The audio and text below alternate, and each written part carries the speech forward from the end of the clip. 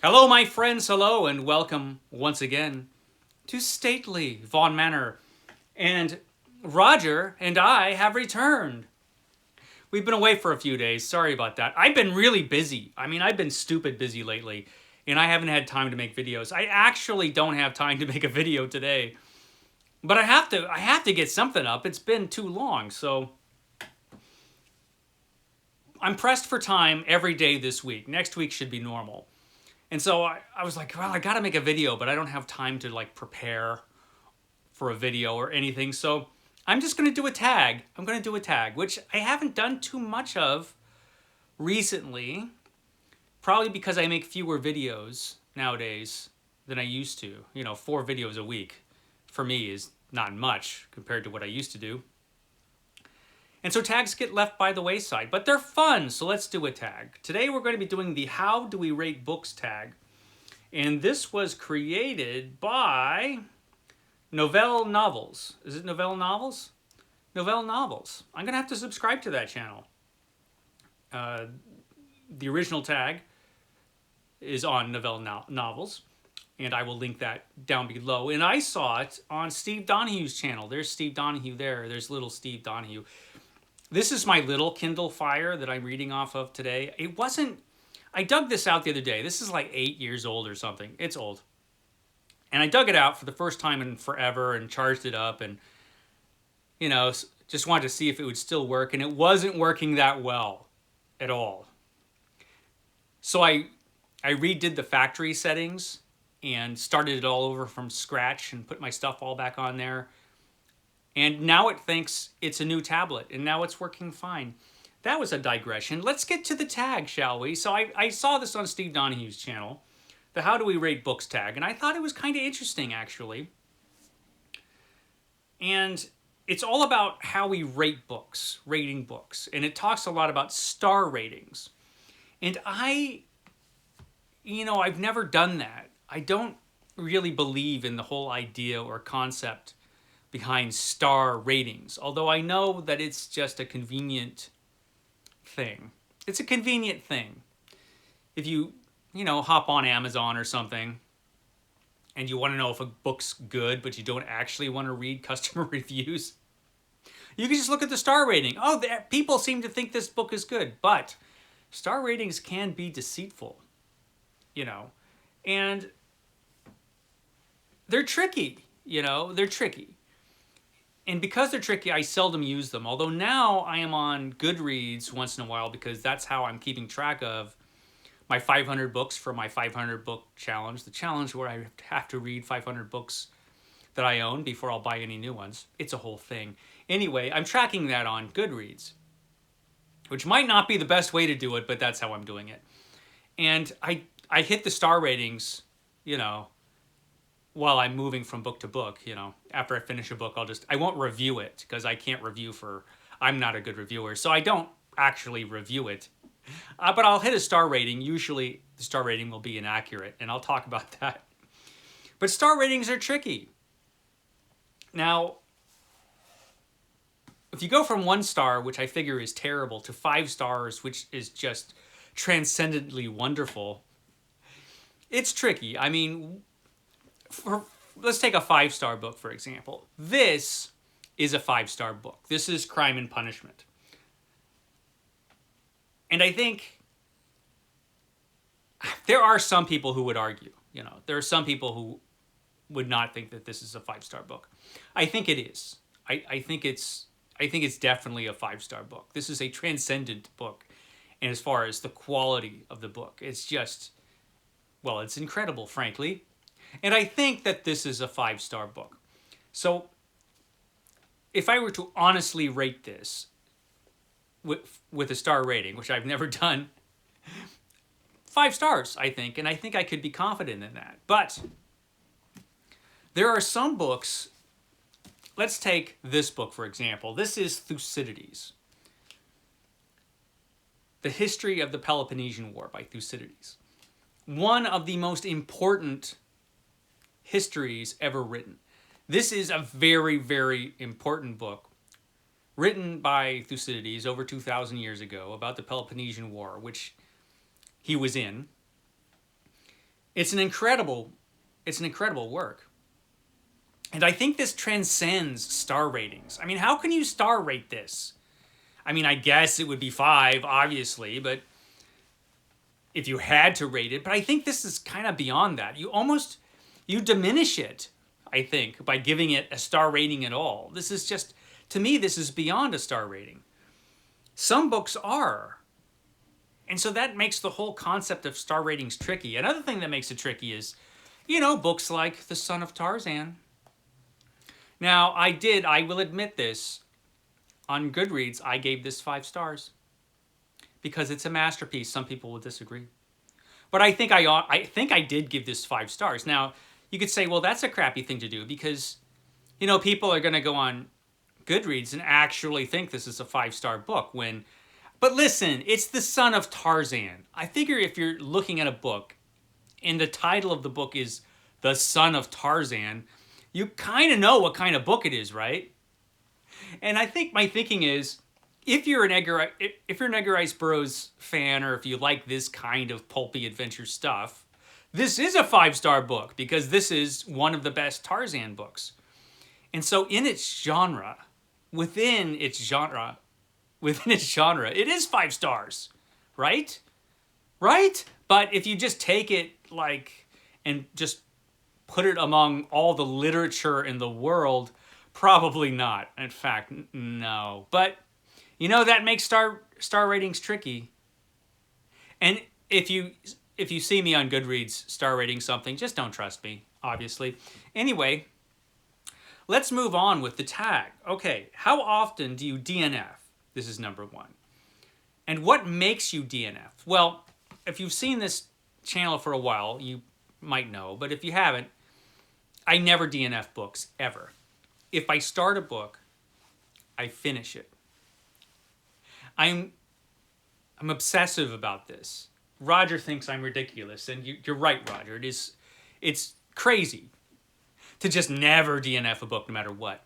This has led me to read and finish books like, what's a good example?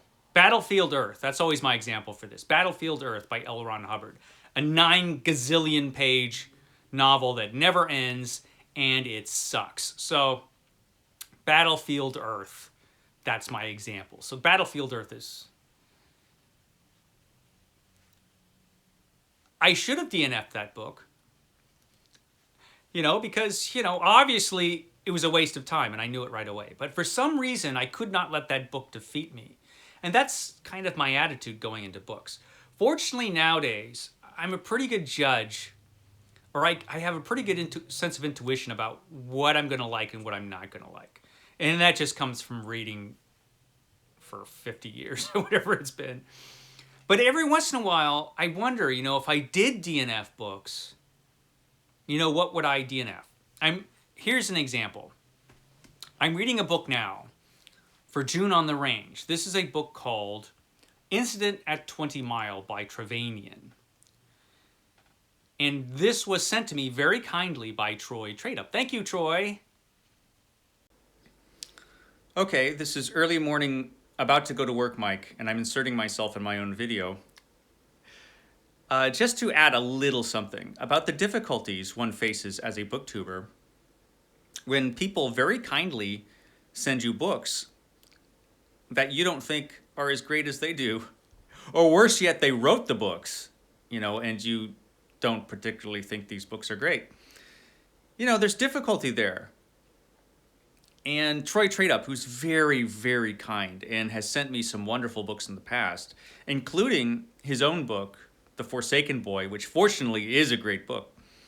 He thinks highly of Incident at 20 Mile, and he sent this book to me fully expecting that I would love it, I'm sure. And I see what he likes about it. There are some really great characters in the book, including the hero character, who's really interesting and very well done, and it's well written, the book. There are just some things about it I don't think are great, particularly the villain. And so there's some difficulty there to talk about books, like I said, that, people love, they send them to you. And, you think they're like, I don't like it when people trash books that I love. But I'm used to it because I like books written by Edgar Rice Burroughs and, Lovecraft and a bunch of pulpy writers. So I'm kind of used to people not liking or saying they don't like the books that I like. I'm used to it. But, some people take it personally. I don't think Troy would. But I hope. But, there is some difficulty, and I just want to acknowledge that. And that's one of the reasons I tend not to accept self-published books for review and that sort of thing. Sometimes I do, but, well, first of all, when am I going to read them? And what if they suck, Yeah, it's a difficulty. It could be a quandary. There you go. I got to go to work. See you guys. I wonder as I've been reading this, I'm almost finished. Would I have DNF'd this book if I was the type of person to DNF? And let me just point out that this is a 1-star cover. I've complained about this cover before because it's just a tree. There is a tree in this book. And when I got to the tree, they're talking about a tree. Maybe it's this tree. No, the tree in the book doesn't have any leaves on it. So this is not even that tree. This cover sucks. So I actually made a cover that I think was more fitting for this book. And I'll put it right up here. This is my cover, which I believe is more fitting for the story, Incident at 20 Mile by Trevanian. So this book is not bad. And there are things about it that are excellent. The main character, for example, is the hero. The hero is a really good character. He's a really compelling character, and this is a book full of eccentric characters. They're all eccentric in one way or another. But Trevanian does manage to make most of these characters interesting characters. And so the good thing about this book is a lot of the characters. Unfortunately, it does have its downsides, which really drag it down for me. For one thing, the plot is completely predictable. At least it has been so far, and I'm almost at the end. So far, from the beginning to where I'm at now, it's clear where this book is going. And the plot is a simple plot. It's simple. And usually that's okay if you're reading a Western, right? Westerns there are only so many plots you'll find in a Western usually. And this has one of those plots where you have a very small town, 15 people basically. It only exists because the miners come down once a week to get drunk and eat. So that's the only reason this town is still around at all. So there's only a few people in this isolated town. And one day, an evil villain comes to the town with his evil henchmen. He has 2 evil henchmen. And more than the plot, the problem with this book is the villain. The villain is terrible. It's a villain you've seen a million times. Literally, you've seen this villain like over and over and over again. So the villain comes to terrorize the town with his henchmen. Because he's crazy and unpredictable, right? Basically, he's the Joker, only he's also a right-wing bigot, and he talks exactly like Yosemite Sam. In fact, when you read the book, it's really hard not to picture the villain as being Yosemite Sam. I mean, he even uses language that Yosemite Sam would use. So, yeah, it's that kind of thing. And he has henchmen. He has 2 henchmen, and they're straight out of a cartoon. I mean, they're just total cartoon henchmen, and they're exactly the kind of thing you would expect. And a lot of this book kind of hinges on the villain. So you need a strong villain, right? And this book doesn't have one. This book has Yosemite Sam. So I was thinking while reading it, because every scene where the villain is in the book is tedious. I mean, it's tedious. It's just like, it just drags to a halt. when the villain shows up or whenever the villain's on scene. And he's on a lot in the last half of this book. And yeah, so I think if I were the type of person to DNF, I would have DNF'd it. But I didn't, and I don't want to, because what if the ending's fantastic? You know, and it does have interesting characters. What's going to happen to these characters? I have a feeling I know exactly what's going to happen, but you don't really know. Especially since the villain is so unpredictable and crazy. So that's why I don't DNF. I really had a long-winded answer for this, but that was why I don't DNF. Because you never know what's going to happen, and also I'm crazy. So not quite as crazy as Yosemite Sam in Incident at 20 Mile. Let's move on to the next question. Do you rate books 1 star? I would, I guess, if I did star ratings and a book really, really sucks. 1 star for me is a book that really, really sucks. It goes beyond a bad book. It really stinks, this book. And I'm pretty good at knowing what books are really, really going to stink usually. So I can't remember the last time I really read one that I would consider a 1 star book. Yeah, I do. It was a Star Trek book called Vulcan. Even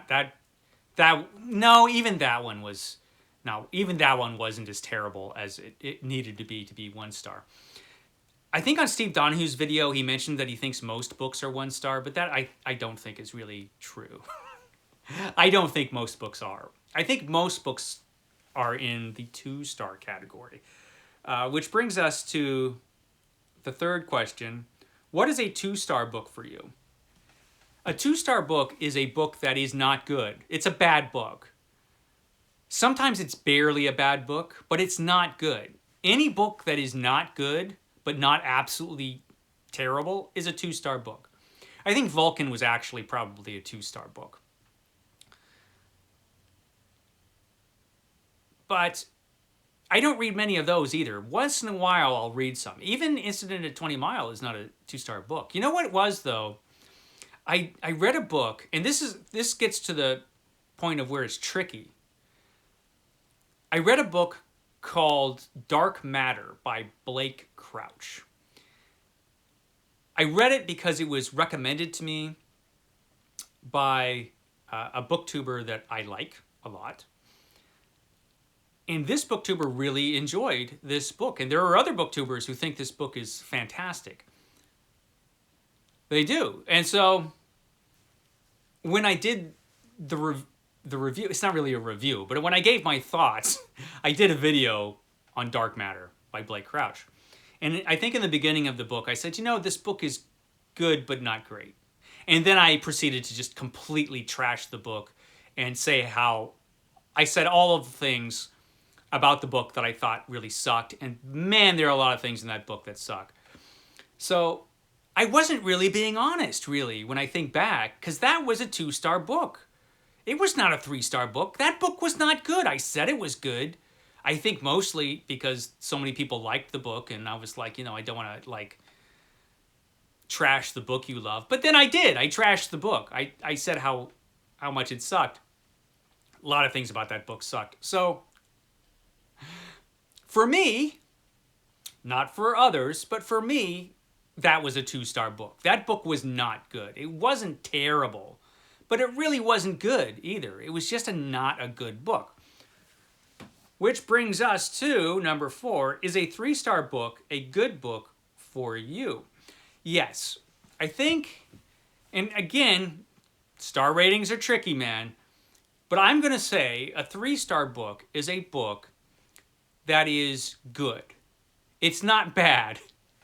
When you're talking star ratings, it's kind of black and white, between the stars. You've got bad, 2 stars. 3 stars is good, but not really good. But it's good. It's reached good level. I think Incident at 20 Mile, despite its terrible Yosemite Sam villain, is going to end up being a 3 star book. I think it's a good book just because of the things that are good in it are good. It might be barely good. It might be barely good, but it's good. And I can see a lot of people, and Troy Trade-Up, who's a really great author and had for 5 minutes a fantastic booktube channel. He really likes this book, and so he obviously sees something in this book that I do not see. And so did some of the people who reviewed it.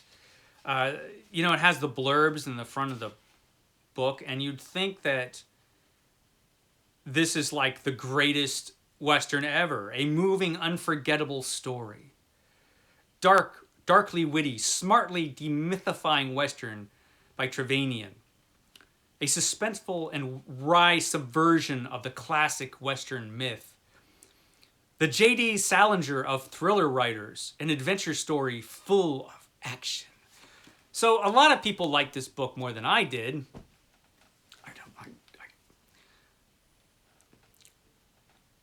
I don't know what to say. It said, nah, I don't think so. But, you know, it's good, just not really good. But like I said, in between that 3-star rating, you know, you can have some on the lower end and the higher end of these 3 stars. So it's tricky, and I think this is why people do half stars, you know, but, you know, they suck even worse than stars. So let's move on. What does a 4 stars book mean to you? So 4 stars, I'm just going to say that 4 stars is really good. I actually, when I think about my Goodreads, most of the books that I've read since I've started the challenge have been 4 stars. For me, they've been really good. Again, that's my own perspective on this, which might be misleading to people who don't like the kind of stuff that I like.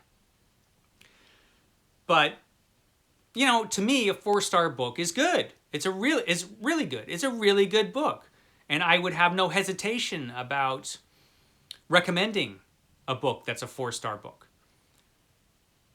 So yeah, it's a really good book. It's really good. It's not just good, it's really good. There you go. That's that. Now, I lost my place. Number 6. Do you ever do half-star ratings? No, they're lame. 7. Do you rate books 5 stars often? What do 5-star books do to make them rate that high? They have to be transcendently good. They have to be really, really, really good. Yeah, that's how good they are. Shut up, Roger. My vocabulary isn't fantastic. That's why I'm not a writer. That's why I just talk badly. So, yeah, a 5-star book is just a really, really good book. It's kind of a classic. It could be a classic work. It's so damn good. And not many books are. There are not many 5-star books, really. I know I gave Son of Tarzan 5 stars. But in real life, outside of my Goodreads, not many books are really 5 stars. Really. I mean, that has to be a really superb book, right? It has to be like, wow. But to me, and this is another reason why star ratings are tricky, there are a lot of books that are like that to me that other people would think are crap, right? Very often with good reason, you know, because I'm not rating books the way a professional book critic, for example, would rate a book. I'm rating a book by how much I like it and what I think of it. And let's face it, I'm pretty forgiving. Not to crap like, you know, Blake Crouch's book, but not to Dark Matter. I mean, that was unforgivable, some of the stuff in that book. But usually I'm pretty forgiving, and I see the positive in books. Unless they have terrible, terrible villains, like this one does. But usually, I see books pretty positively, and I'm going to go on the higher end, I think, on rating a book. But even then, let's face it, 5-star books, they're pretty rare. They're pretty rare, I think. Okay, where am I? Let's see. Has your rating of books changed over the years? Probably. It probably has, actually, since I got on BookTube. See, I'm thinking Goodreads. Since I got on BookTube, I'm tired, guys. I've had a long day. Since I got on BookTube, it's altered a little bit because now I'm talking about books all the time. And I'm talking in a community of people who are all readers, and we all have such divergent tastes. All of us like different things about books, and all of us rate books differently. I've actually, met a couple people on BookTube who think War and Peace isn't a good book, which is insane.